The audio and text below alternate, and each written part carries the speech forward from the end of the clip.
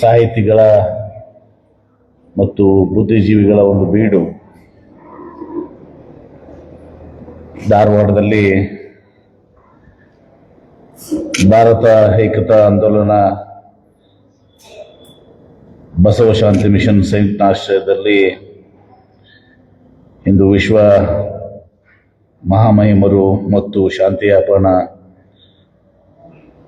ನನ್ನ ತಂದೆಯವರ ಅತ್ಯಂತ ಆತ್ಮೀಯರಾದಂಥ ಶ್ರೀ ಮಹಾದೇವ ಹೊರಟ್ಟಿಯವರ 2 ಗ್ರಂಥಗಳ ಲೋಕಾರ್ಪಣೆ ಕಾರ್ಯಕ್ರಮದಲ್ಲಿ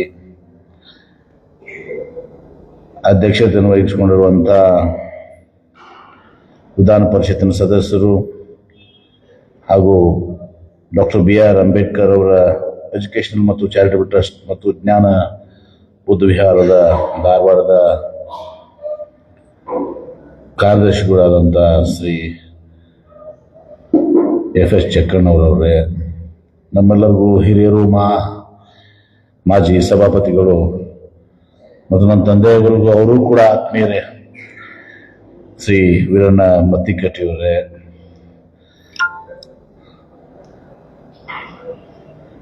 ನಮ್ಮ ಕಾಂಗ್ರೆಸ್ ಪಕ್ಷದ ಧುರೀಣರು, ಕರ್ನಾಟಕ ವಿಶ್ವವಿದ್ಯಾಲಯದ ಸಿಂಡಿಕೇಟ್ ಸದಸ್ಯರಾದಂಥ ಶ್ರೀ ರಾಬರ್ಟ್ ದದ್ದಾಪುರಿ ಅವರೇ, ಕರ್ನಾಟಕ ವಿಶ್ವವಿದ್ಯಾಲಯದ ಗಾಂಧಿ ಅಧ್ಯಯನ ವಿಭಾಗದ ಸರಾದಂಥ ಡಾಕ್ಟರ್ ಶಿವನ್ ಶೆಟ್ಟರ್ ಅವರೇ, ಅತ್ಯಂತ ಸುಂದರವಾಗಿ ಇವತ್ತು ಭಕ್ತಿ ಸಂಗೀತ ಡಾಕ್ಟರ್ ಶ್ರೀಧರ್ ಕುಲಕರ್ಣಿ ಅವರು, ಶ್ರೀಮತಿ ಅಂಜನಾ ಗ್ರಗರಿಯವರು, ಇವತ್ತು ಕರ್ನಾಟಕ ಕಾಲೇಜ್ ಸಂಗೀತ ವಿಭಾಗದ ಮಕ್ಕಳಿಂದ ಹಾಗೂ ಜ್ಞಾನ ಬುದ್ಧ ವಿಹಾರ ಸ್ಕೂಲಿನ ಮಕ್ಕಳಿಂದ ಭಕ್ತಿ ಸಂಗೀತ ಆಗಿದೆ. ತಬಲಾ ವಾದನವನ್ನು ಲಂಪ್ರಭು ಕಡ್ಕೋಟಿಯವರು, ಸಂವಾದಿನಿ ಡಾಕ್ಟರ್ ಪರಶುರಾಮ್ ಕಟ್ಟಿ ಸಂಗಾಮಿಯವರು, ಸ್ವಾಗತ ಪರಿಚಯವನ್ನು ಮಾಡಿದಂಥ ಶ್ರೀ ಸಾಯಿ ಪದವಿ ಮತ್ತು ವಾಣಿಜ್ಯ ಕಾಲೇಜಿನ ಅಧ್ಯಕ್ಷರಾದಂಥ ಡಾಕ್ಟರ್ ಬೀಣಾ ಬಿರಾದರ್ ಅವರು, ಈ ಕಾರ್ಯಕ್ರಮದ ಕೇಂದ್ರ ಬಿಂದುಗಳು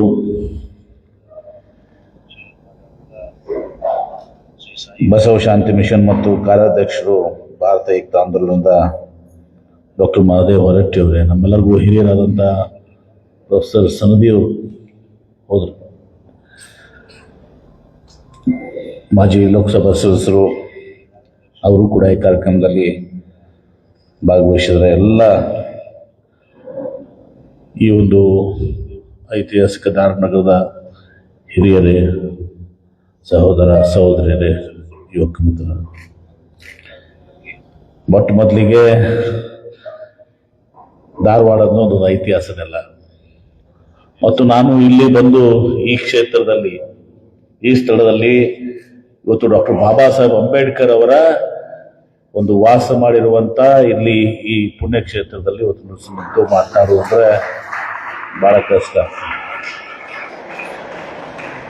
ಇವತ್ತು ನಾನು ಬಂದ ಮೇಲೆ ಜೇಕಪ್ಪನವರವರು ನೇರವಾಗಿ ನನಗೆ ಹೊರಟಿವರು ಒಂದು ಆದೇಶ ಆಗಿತ್ತು, ಅವರಿಗೆ ನನಗೆ ನೇರವಾಗಿ ಡಾಕ್ಟರ್ ಬಾಬಾ ಸಾಹೇಬ್ ಅಂಬೇಡ್ಕರ್ ಅವರು, ಡಾಕ್ಟರ್ ರಮಾದೇವಿಯವರು ಅವರು ವಾಸಿಸಿದಂಥ ಎಲ್ಲವನ್ನ ಕೂಡ ಇವತ್ತು ದಿವಸ ಒಂದು ಒಳ್ಳೆ ಸಂಗ್ರಹಾಲಯ ತರ, ಮ್ಯೂಸಿಯಂ ತರ ಇವತ್ತು ದಿವಸ ಅತ್ಯಂತ ಅಚ್ಚುಕಟ್ಟಾಗಿ ಅದನ್ನ ಇಟ್ಕೊಂಡು ಮತ್ತು ಅದನ್ನ ಮತ್ತೆ ಪುನಶ್ಚೇತನಗೊಳಿಸಿ ಇವತ್ತು ದಿವಸ ಅದನ್ನ ಒಂದು ಐತಿಹಾಸಿಕ ಸ್ಥಳ ಇವತ್ತು ದಿವಸ ಮುಂದಿನ ದಿನಮಾನಗಳಲ್ಲಿ ಮುಂದಿನ ಯುವ ಪೀಳಿಗೆಗೆ ಪರಿಚಯಿಸುವಂತಹ ಒಂದು ಕೆಲಸವನ್ನ ಶ್ರೀ ಜಗತ್ನವರು ಮಾಡಿರೋರು ನಾವು ಹೃದಯಪೂರ್ವಕವಾದಂತ ಅಭಿನಂದನೆಗಳನ್ನು ಸಲ್ಲಿಸ್ತೇನೆ. ಯಾಕಂದ್ರೆ ಅಲ್ಲಿಯೂ ಕೂಡ ಹೋದಾಗ ಬಸಲಿಂಗ ಸಾಹೇಬರು, KS ರಂಗನಾಥ್ ಸಾಹೇಬರು ಇಬ್ಬರು ನಮ್ಮ ತಂದೆಯವರು ಬಹಳ ಆತ್ಮೀಯರು.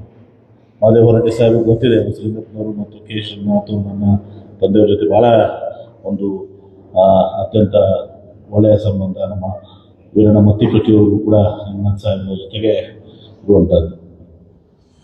ಇವತ್ತು ಇಲ್ಲಿ ಬಂದಾಗ ಬುದ್ಧ ಬಸವ ಅಂಬೇಡ್ಕರ ಬಹುಶಃ ಈ ವಿಶ್ವಕ್ಕೆ ಒಂದು ಸುಂದರ ವಿಶ್ವ ಇದಾಗಬೇಕು, ಒಂದು ಸುಂದರ ಸಮಾಜ ನಿರ್ಮಾಣ ಆಗಬೇಕು ಅಂತ ಹೇಳಿ ತಮ್ಮ ತತ್ವ, ಆದರ್ಶ, ನಡೆ, ನುಡಿಯಿಂದ ಮಾಡಿದಂತ 3 ಮಹಾನ್ ಪುರುಷರ ಒಂದು ಸಂಗಮ ಇವತ್ತು ದಿವಸ ಇಲ್ಲಾಗಿದೆ. ಭಗವಾನ್ ಗೌತಮ್ ಬುದ್ಧರು, ವಿಶ್ವಗುರು ಮಹಾಮಾನವತಾವಾದಿ ಬಸವಣ್ಣನವರು, ಸಂವಿಧಾನ ಶಿಲ್ಪಿ ಡಾಕ್ಟರ್ ಬಾಬಾ ಸಾಹೇಬ್ ಅಂಬೇಡ್ಕರ್ ಅವರು, ಈ 3 ಜನರ ಸಮಾಗಮ ಇವತ್ತು ಈ ಒಂದು ಪುಣ್ಯ ಸ್ಥಳದಲ್ಲಿ ಡಾಕ್ಟರ್ ಅಂಬೇಡ್ಕರ್ ಅವರ ಬದುಕಿದ್ದಂಥ ಒಂದು ಸ್ಥಳದಲ್ಲಿ ಇವತ್ತು ದಿವಸ ಈ 2 ಗ್ರಂಥಗಳು ನಮ್ಮ ಮಹಾದೇವ ಹೊರಟ್ಟಿ ಅವರು, ವಿಶ್ವ ಮಹಾಯಿಮಾಮ್ಯರು ಮತ್ತು ಹಾಗೂ ಶಾಂತಿಯ ಬಣ್ಣನನ್ನ ತಂದೆಯವರಿಗೆ ಅರ್ಪಣೆ ಮಾಡಿ ಇವತ್ತು ದಿವಸ 2 ಪುಸ್ತಕಗಳನ್ನ ಇವತ್ತು ದಿವಸ ಬಿಡುಗಡೆ ಮಾಡಿದರು. ಬಹಳ ಸಂತೋಷದಿಂದ ತಮ್ಮೆಲ್ಲರ ಜೊತೆಗೆ ಎಲ್ಲ ವೇದಿಕೆ ಮೇಲಿದ್ದಂಥ ಹಿರಿಯರ ಸಮ್ಮುಖದಲ್ಲಿ ನಾನು ಚಿಕ್ಕವನಾದರೂ ಕೂಡ ನಮ್ಮ ಒಂದು ನನ್ನ ಬಿಡುಗಡೆ ಮಾಡಿದ್ದೀನಿ ಅನ್ನೋ ಮಾತನ್ನ ಈ ಸಂದರ್ಭಕ್ಕೆ ಹೇಳ್ಕೊಳ್ತೇನೆ. ಇವತ್ತು ವಿಜಯಪುರ ಜಿಲ್ಲೆಯಿಂದ ನಾವು ಬಂದಂಥವ್ರು ಬಸವಣ್ಣವರ ಜನ್ಮಭೂಮಿ ಅಂತೇಳಿ ನಾವು ಯಾವಾಗಲೂ ಕೂಡ ಬಸವಣ್ಣವ್ರ ಬಗ್ಗೆ, ಬಸವಾದಿ ಶರಣರ ಬಗ್ಗೆ ಒಂದು ಹೆಮ್ಮೆಯಿಂದ ಇರ್ತೇವೆ. ನಿನ್ನೆ ನಾವು ವೀರರಾಣಿ ಕಿತ್ತೂರು ಚೆನ್ನಮ್ಮನವರ ಒಂದು ದೊಡ್ಡ ಕಾರ್ಯಕ್ರಮವನ್ನು ವಿಜಯಪುರದಲ್ಲಿ ಮಾಡಿದ್ದೇವೆ. ಸ್ವಾತಂತ್ರ್ಯ ಹೋರಾಟಗಾರತಿ ತಾಯಿ ವೀರರಾಣಿ ಕಿತ್ತೂರು ಚೆನ್ನಮ್ಮನವರ ಒಂದು ಮೂರ್ತಿ, ಭವ್ಯವಾದಂಥ ಮೂರ್ತಿ ಮತ್ತು ಕೇಂದ್ರ ಬಸ್ ನಿಲ್ದಾಣಕ್ಕೆ ಅವರ ಹೆಸರನ್ನ ಇವತ್ತು ಸಹ ನಾಮಕರಣ ಮಾಡುವಂಥದ್ದು ನಮ್ಮ ನಾಡಿನ ಮುಖ್ಯಮಂತ್ರಿಗಳಾದಂಥ ಸಿದ್ದರಾಮಯ್ಯನವರ ಒಂದು ನೇತೃತ್ವದಲ್ಲಾಯಿತು. ಇವತ್ತು ನಮ್ಮ ಜಗತ್ತು ಪ್ರಸ್ತುತ ಪರಿಸ್ಥಿತಿಯಲ್ಲಿ ಅಂದು ಗೌತಮ್ ಬುದ್ಧರು, ಅಣ್ಣ ಬಸವಣ್ಣನವರು ಮತ್ತು ಇತ್ತೀಚೆಗೆ ಡಾಕ್ಟರ್ ಬಾಬಾ ಸಾಹೇಬ್ ಅಂಬೇಡ್ಕರ್ ಏನು ಒಂದು ಸಮಾನತೆ ಬಗ್ಗೆ, ಇನ್ನೊಂದು ಈ ಮೂಢನಂಬಿಕೆಗಳು, ಅನಿಷ್ಟ ಪದ್ಧತಿಗಳು ಹೋಗಿ ಒಂದು ಸುಂದರ ಸಮಾಜ ನಿರ್ಮಾಣ ಆಗಬೇಕು ಅಂತ ತಿಳ್ಕೊಂಡು ಮಾನವೀಯ ಮೌಲ್ಯಗಳನ್ನ ಎತ್ತಿ ಹಿಡಿಯುವಂತ ಈ 3 ಮಹಾನ್ ಪುರುಷರು ಏನು ಇವತ್ತು ಹೇಳಿದ್ರು, ಪ್ರತಿಪಾದನೆ ಮಾಡಿದ್ರು, ನುಡಿದಿಂತ ನಡೆದಿದ್ರು, ಇವತ್ತು ಬಹಳ ಪ್ರಸ್ತುತವಾಗಿರುತ್ತೆ ದಿವಸ. ಇದೀಗ ಮಹಾತ್ಮ ಗಾಂಧೀಜಿಯವರ ನೆನಪನ್ನ ನಮ್ಮ ಹೊರಟ್ಟಿ ಸಾಹೇಬರು, ರಘುಪತಿ ರಾಘವ ಆಜಾರಾಮ್ ಎಂಬ ಒಂದು ಸುಂದರವಾದಂಥ ಅವರು ಅವತ್ತು ಸ್ವತಂತ್ರ ಹೋರಾಟದಲ್ಲಿ ಬಳಸಿದಂಥ ಈ ಒಂದು ಹಾಡಿನಿಂದ, ಈ ಒಂದು ಭಜನೆಯಿಂದ ಇವತ್ತು ಸಹ ನಮ್ಮ ದೇಶಕ್ಕೆ ಸ್ವಾತಂತ್ರ್ಯ ಸಿಕ್ತು ಅಂತ ಅನ್ನೋದು ಶ್ರೀ ಮಹಾತ್ಮ ಗಾಂಧೀಜಿಯವ್ರನ್ನ ಮಹಾದೇವ ಹೊರಟ್ಟಿಯವ್ರು ನೆನೆಸ್ತೇವೆ. ಆದ್ರೆ ಇವತ್ತು ಬಹಳಷ್ಟು ಬದಲಾವಣೆಗಳು ಇವತ್ತು ಸಹ ಈ ದೇಶದಲ್ಲಿ ಆಗ್ತಾ ಇದೆ, ಈ ಪ್ರಪಂಚದಲ್ಲಿ ಆಗ್ತಾ ಇದೆ.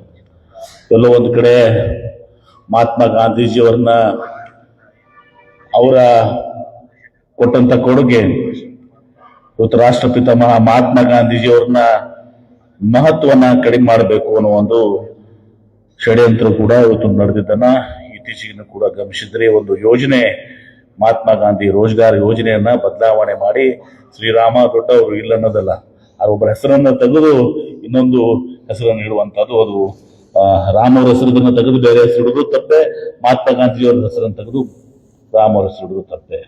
ಇಂಥ ಒಂದು ಕ್ಲಿಷ್ಟಕರವಾದಂತ ಒಂದು ವಿಷಮ ವಾತಾವರಣದಲ್ಲಿ ತುಂಬಿಸ್ಕೊಂಡಿದ್ದೀವಿ. ಇವತ್ತು ಮಾತನಾಡುವಾಗ ಬಹಳಷ್ಟು ಜನ ನನಗೆ ಹೇಳಿದ್ರು, ನಾನು ಈ ಫೋಗೋಳ್ಕಟ್ಟು ಸಂಶೋಧನಾ ಕೇಂದ್ರದಿಂದ ಏನು ವಚನ ಸಂಪುಟಗಳನ್ನ ಇವತ್ತು ನಾನು ಡಾಕ್ಟರ್ ಎಂ ಕಲಬುರ್ಗಿ ಅವ್ರು ನೆನೆಸ್ಕೋಸ್ಕೋತೇನೆ. ಇವತ್ತು ಡಾಕ್ಟರ್ ಫಗೋಳ್ಕಟ್ಟಿ ಸಂಶೋಧನಾ ಡಾಕ್ಟರ್ ಫಗೋಳ್ಕಟ್ಟಿ ಅವರು ಇದ್ದಿದ್ರೆ ಇವತ್ತು ಬಸವಾದಿ ಶರಣರು ಬೆಳಕಿಗೆ ಬರ್ತಿರ್ಲಿಲ್ಲ, ಬಸವ ಸಾಹಿತ್ಯ ಬೆಳಕಿಗೆ ಬರ್ತಿರ್ಲಿಲ್ಲ, ವಚನಗಳನ್ನು ನಮ್ಗೆ ಸಿಗ್ತಿರ್ಲಿಲ್ಲ. ತಾವು ಮನೆ ಮಠ ಮಾರಾಟ ಮಾಡಿಕೊಂಡು ಇವತ್ತು ಎಲ್ಲೋ ಮನೆ ಜಗಲಿಗಳ ಮೇಲೆ, ಮಠಗಳಲ್ಲಿ, ಅಡತಿ ಅಂಗಡಿಯಲ್ಲಿ, ಕಿರಾಣಿ ಅಂಗಡಿಯಲ್ಲಿ ಬಿದ್ದಂತ ಬಸವ ಸಾಹಿತ್ಯನ ವಚನಗಳನ್ನ ಕೂಡಿಸ್ಕೊಂಡು ಬಂದು ಇವತ್ತು ಆ ವಚನಗಳನ್ನ ರಕ್ಷಣೆ ಮಾಡಿ, ಬಹುಶಃ ಹಳಕಟ್ಟಿಯವ್ರಕ್ಕಿಂತ ಮುಂಚೆ ಕೇವಲ 50 ಜನ ಬಸವಾದಿ ಶರಣರ ಬೆಳಕಿಗಿದ್ರು. ಸುಮಾರು 150 ಜನರನ್ನ ಬೆಳಕಿಗೆ ಬಂದಂತವ್ರು ಇವತ್ತೊಂದು ದಿವಸ ಡಾಕ್ಟರ್ ಫಗು ಹಳಕಟ್ಟಿಯವರು. ಒಂದು ಭಾಗ್ಯ ನನಗೆ ಸಿಕ್ತು. ಯಾಕಂದ್ರೆ ಪರಮ ಪೂಜ್ಯ ಸಿದ್ದೇಶ್ವರ ಮಹಾಸ್ವಾಮೀಜಿಯವರು, ಡಾಕ್ಟರ್ ಎಂ ಕಲಬುರ್ಗಿ ಅವರು, ಸುತ್ತೂರು ಶ್ರೀಗಳು ಎಲ್ಲರೂ ವಿಚಾರ ಮಾಡಿ ಇವತ್ತು ಫಗ್ಗೋಲ್ ಕಟ್ಟೋರು ಎಲ್ಲರೂ ಬೆಳಕಿಗೆ ತಂದ್ರು. ಆ ಫಗ್ಗೋಲ್ ಕಟ್ಟೋರ್ಗೆ ಯಾರು ಬೆಳಕಿಗೆ ತಂದಿರುವಂತ ಕೆಲಸ ಆಗಿರ್ಲಿಲ್ಲ. ಫಗ್ಗೋಲ್ ಕಟ್ಟೋರಿಗೆ ನಮ್ಗೆ ನಮ್ಮ ನಿಜವಾಗಿ ಹೇಳ್ಬೇಕಾದ್ರೆ ನಮ್ಮ ಬೇಡಿ ಸಂಸ್ಥೆ ಪ್ರಾರಂಭ ಆಗಿದ್ದು ಡಾಕ್ಟರ್ ಸಂಸ್ಥಾಪಕರು ಡಾಕ್ಟರ್ ಫಗ್ಗೋಲ್ ಕಟ್ಟಿಯವರು. ಎರಡನೇ ಮಹಾವಿದ್ಯಾಲಯದಲ್ಲಿ ಜರ್ಮನ್ ಬ್ಯಾಸಲ್ ಮಿಷನ್ ಒಂದು ಇಂಗ್ಲಿಷ್ ಮೀಡಿಯಂ ಶಾಲೆನ ತೆಗೆದುಕೊಂಡು ಒಂದು ಹೊಸ ಬೇಡಿ ಸಂಸ್ಥೆಯನ್ನು ಹುಟ್ಟಾಕಿದ್ರು 1910ರಲ್ಲಿ. ತದನಂತರ ಬಂತನಾಳ ಪರಮ ಪೂಜ್ಯ ಶ್ರೀ ಸಂಗನ ಬಸವ ಮಹಾಸ್ವಾಮಿಗಳು ಇವತ್ತು ಅದನ್ನ ಪೋಷಣೆ ಮಾಡಿ, ತದನಂತರ ನನ್ನ ತಂದೆಯವರು ಇವತ್ತು ಮೆಡಿಕಲ್ ಕಾಲೇಜನ್ನ ಆಸ್ಪತ್ರೆಯನ್ನ ಪ್ರಾರಂಭ ಮಾಡಿ ಎಷ್ಟು ಸಂಘರ್ಷವನ್ನು ಅವ್ರು ಮಾಡಿದ್ದಾರೆ. ಬಹುಶಃ ನನ್ಗಿಂತ ಜಾಸ್ತಿ ನಮ್ಮ ತಂದೆಯವ್ರ ಬಗ್ಗೆ ಯಾರ್ಯಾರು ಗೊತ್ತಿದ್ರೆ ಅದು ಮಾದೇವ್ ಹೊರಟ್ಟಿ ಅವ್ರಿಗೆ ಗೊತ್ತಿದೆ, ಇನ್ನೊಬ್ರು ಇವತ್ತು ದಿವಸ ವೀರಣ್ಣ ಮತ್ತಿಕಟ್ಟಿ ಅವ್ರಿಗೆ ಗೊತ್ತಿದೆ. ಅಷ್ಟೊಂದು ನಾವಿನ ಚಿಕ್ಕ ಆ ಒಂದು ಸಂಬಂಧವನ್ನ ಅವರಿಬ್ಬರು ಹೊಂದಿದ್ರು. ಅದನ್ನ ಮೂರನೇ ಹಂತಕ್ಕೆ ಒಯ್ದು ಇವತ್ತು ದಿವಸ ಬೇಡು ಸಂಸ್ಥೆ, ಫಗ್ಗೋಳ ಕಟ್ಟುವ ಸಂಶೋಧನಾ ಕೇಂದ್ರ ಇವತ್ತು ನಾವೊಂದು, ಯಾಕೆ ನಾನು ಬಹಳಷ್ಟು ಸಂದರ್ಭದಲ್ಲಿ ಹೇಳ್ತಿರ್ತೇನೆ, ನಾನು ಆಕ್ಟಿವ್ ಆಗಿ ನಾನು ಇರ್ಲಿಕ್ಕಂದ್ರೆ ಮಾಡುವಂತ ಕೆಲಸಕ್ಕೆ ನಾನು ಸಂಪೂರ್ಣವಾಗಿರ್ತ ಬೆಂಬಲ ಇರ್ತದೆ. ಅದು ಯಾವುದೇ ಇವತ್ತು ಅಸಮಾನತೆ ಬಗ್ಗೆ, ಇವತ್ತು ಇವತ್ತು ಬೌದ್ಧರ ಚಿಂತನೆಗಳಿರ್ಬೋದು, ಇವತ್ತು ಬಸವಣ್ಣವರ ಚಿಂತನೆಗಳಿರ್ಬೋದು, ಅಂಬೇಡ್ಕರ್ ಚಿಂತನೆ ಇರಬೇಕು, ಎಲ್ಲವನ್ನ ಕೂಡ ನಾನು ಯಾವಾಗಲೂ ಹಿಂದೆ ನಿಂತು ನನ್ನ ಕೈಲೇ ಆಗೋದಕ್ಕಿಂತ ಜಾಸ್ತಿ ಶಕ್ತಿ ಮೀರಿ ನಾನು ಅದಕ್ಕೆ ಬೆಂಬಲವನ್ನ ಕೊಡುವ ಮೂಲಕ, ಅದನ್ನು ಮಾಡುವ ಮೂಲಕ ನಾನು ಆ ಒಂದು ಇದನ್ನ ಮಾಡ್ಕೊಂಡು ಬಂದಿದ್ದೀನಿ. ಇವತ್ತು ಫಗ್ಗೋಳ ಕಟ್ಟುವ ಸಂಶೋಧನಾ ಕೇಂದ್ರದಿಂದ ಇವತ್ತು ವಚನ ಸಂಪುಟಗಳಾಯಿತು. ತದನಂತರ ಆದಿಲ್ ಶಾಹಿ ಅರಸರ 400 ವರ್ಷದ ಪರ್ಷಿಯನ್ ಮತ್ತು ದಕ್ಷಿಣ ಉರ್ದುದಲ್ಲಿದ್ದಂಥದ್ದನ್ನ ಕನ್ನಡಕ್ಕೆ ಅನುವಾದನ ಆಯಿತು. ಮೊನ್ನೆ ಡಾಕ್ಟರ್ ಎಂ ಕಲಬುರ್ಗಿಯವರ 42 ಸಂಪುಟಗಳು, ಅವರ ಶ್ರೇಷ್ಠ ಸಾಹಿತ್ಯವನ್ನು ಸಹ ನಾವು ಪ್ರಕಟಣೆ ಮಾಡುವಂತ ಕೆಲಸ ಆಯಿತು.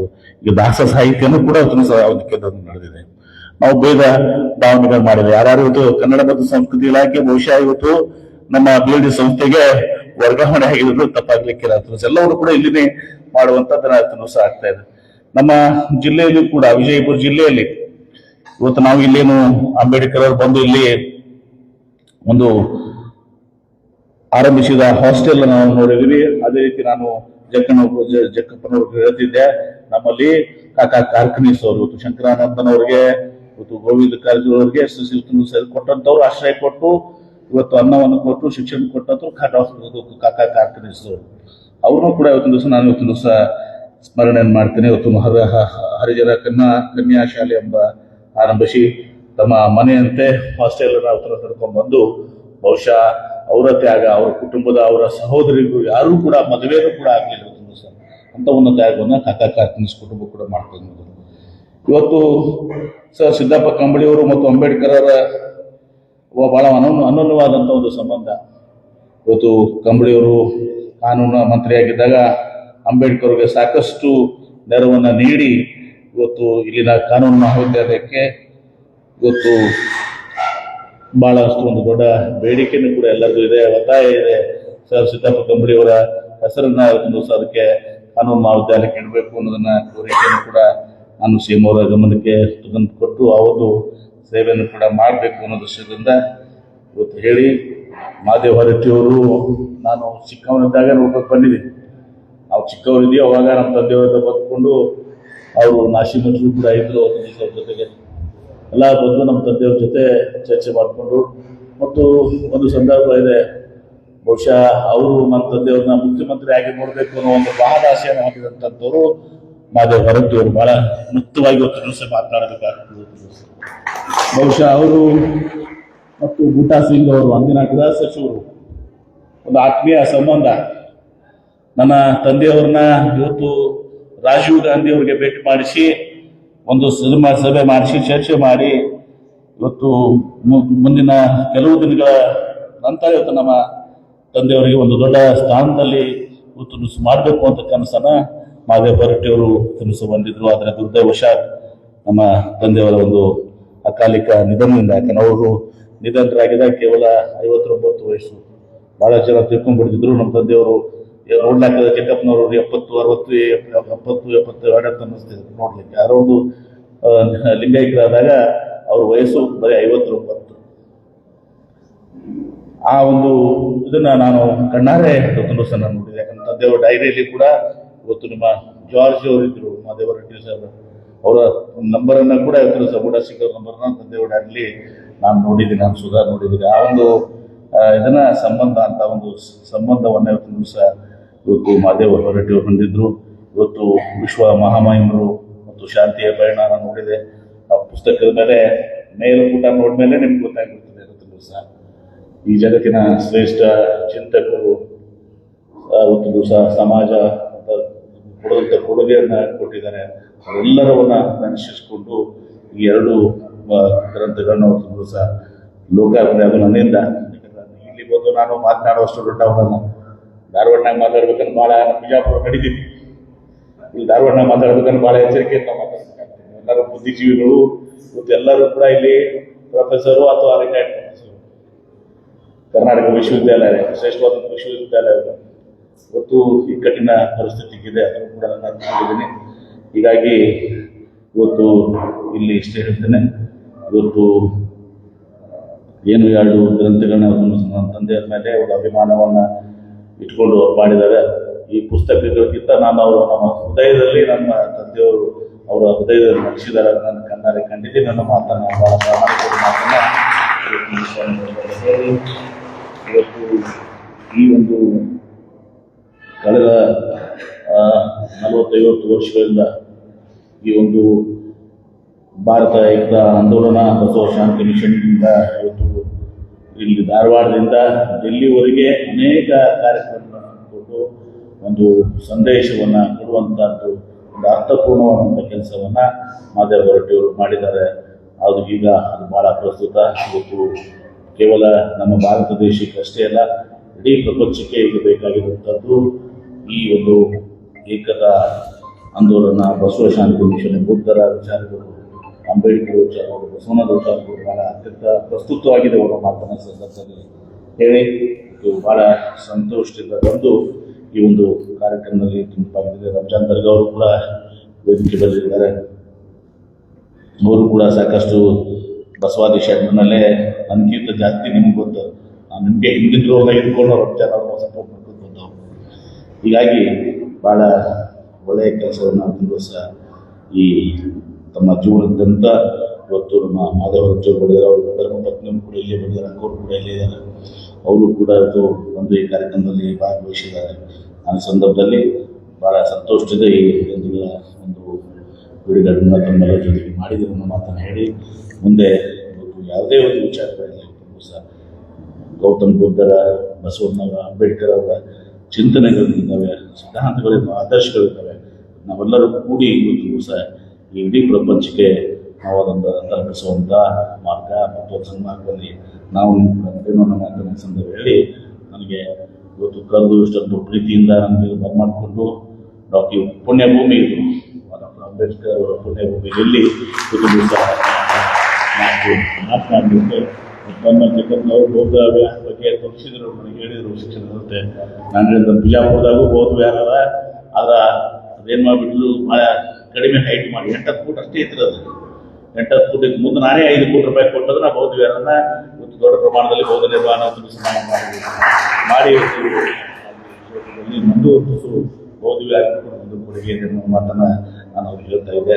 ಭಾಳ ಸಂತೋಷದಿಂದ ಇವತ್ತು ಭಾರತ ಏಕತಾ ಆಂದೋಲನ ಮತ್ತು ಶಾಂತಿ ಮಿಷನ್ನ ಸಂಯುಕ್ತ ಆಶ್ರಯದಲ್ಲಿ ತಮ್ಮೆಲ್ಲರ ಸಮಕ್ಷಮದಲ್ಲಿ 2 ಗ್ರಂಥಗಳನ್ನು ಬಿಡುಗಡೆ ಮಾಡಿದ್ದೀನಿ ಮಾತನ್ನು ಹೇಳಿ ನಮ್ಮೆಲ್ಲರಿಗೂ ನಾನು ಹೃದಯಪೂರ್ವಕವಾಗಿ ನಾನು ಒಂದು ಧಾರವಾಡ ಬಗ್ಗೆ ನಮ್ಮೆಲ್ಲರ ಒಂದು ಅಪಾರವಾದಂಥ ಗೌರವ. ಯಾಕಂದರೆ ಇಲ್ಲಿರುವಂಥ ಎಲ್ಲ ಬುದ್ಧಿಜೀವಿಗಳು, ಸಾಹಿತ್ಯ ಮತ್ತು ಬುದ್ಧಿಜೀವಿಗಳು ತುಲಸ ಬಹುಶಃ ಒಂದು ಕಾಲಕ್ಕೆ ಹತ್ತಿರ ರಿಟೈರ್ಮೆಂಟ್ ಹಾಗೆ ಪುಣೆಗಿತ್ತು, ಆ ಕಡೆ ಇದರಲ್ಲಿ ಹಾಗೆ ಧಾರವಾಡ ಎಲ್ಲರೂ ಕೂಡ ಇಲ್ಲೇ ನೆಲೆಸಿದ್ರು. ಯಾರು ರಿಟೈರ್ಡ್ ಆದ್ಮೇಲೆ ಕೂಡ ಇಲ್ಲಿ ಬಹುಶಃ ವಿಜಯಪುರದಿಂದ ಬಂದರೂ ಕೂಡ ಅವರು ಬಂದು ಇಲ್ಲೇನೆ ಧಾರವಾಡ ನೆಲೆಸುವಂಥ ಒಂದು ಸಂಸ್ಕೃತಿ, ಅಷ್ಟೊಂದು ಸುಂದರವಾದಂಥ ನಗರ ಇವತ್ತು ಧಾರವಾಡ ನಗರ ಮಾತನ್ನು ಹೇಳಿ ತಮ್ಮೆಲ್ಲರಿಗೂ ಮಾತಿಗೆ ಪುರ ಮಾಡ್ತೀನಿ. ಎಲ್ಲರೂ ಶರಣ